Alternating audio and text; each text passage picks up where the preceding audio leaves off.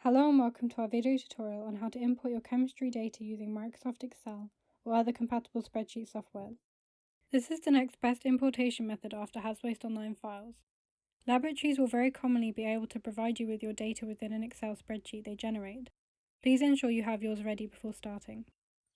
Firstly, create your new job by clicking the New button and choosing New Job from the drop-down menu, choosing your waste stream template.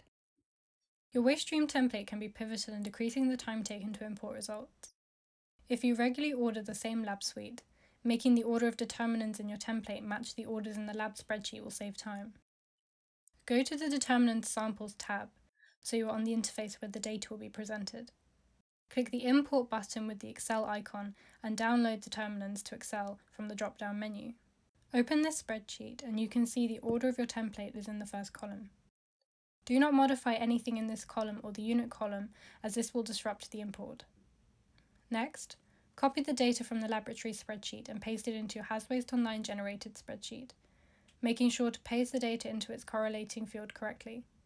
You may edit the sample name in the spreadsheet too.